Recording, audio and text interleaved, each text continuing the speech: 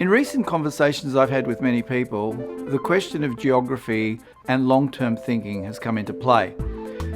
Geography I would like to focus on is going to be the question of Eurasia, that landmass that goes from China, in a sense, all the way across to touching Europe, and then South India, Iran, Southeast Asia, Eurasia.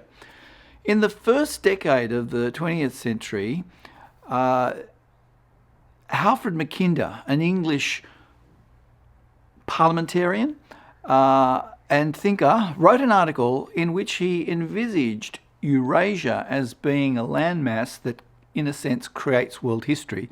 And roughly stated, he said that he who controls that world island controls the world.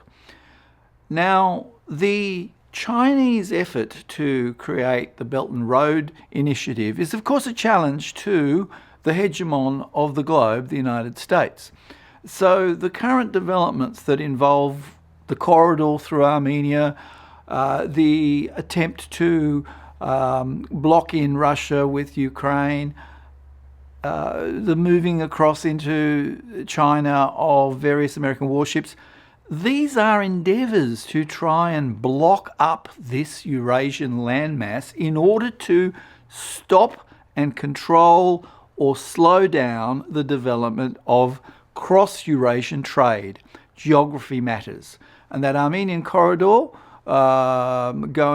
so-called corridor, going and joining two parts of effectively historical Armenia, was something that, for the US, serves a purpose, led very much so by the desires of Tel Aviv, because Tel Aviv is on about hegemony across a great geographic landmass. So that's geography.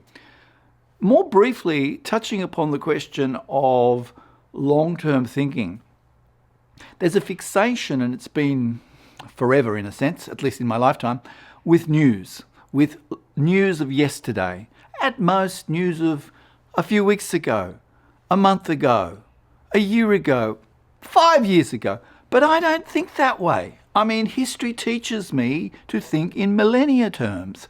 And so when it comes to Turkic people, for example, I think of them as being a product of Eurasia. A long story there, but just briefly speaking, the last 1,000 years of Turkic people coming down south and going west in the Eurasian landmass. And I look at behaviours, reading various books of Turkic people, and I make assessments in terms of the mythologies that they've developed, in terms of who they consider to be heroes and what they think is heroic. And people aren't all the same. Whether you're from India, Iran, Armenian, Azerbaijani, Russian, you're going to be different. And American, very different. So thinking in long term informs us about the present as much in more terms than thinking short term. And I just am sick and tired of the fixation people have on the immediate past, failing to realise that through stories, mythology, literature, music, through various means, people are also shaped by what happened very long time ago. So the importance of geography and the importance of long-term thinking must be emphasised if we're to get through the sorts of challenges currently faced across Eurasia and in other parts of the world. Thank you for listening.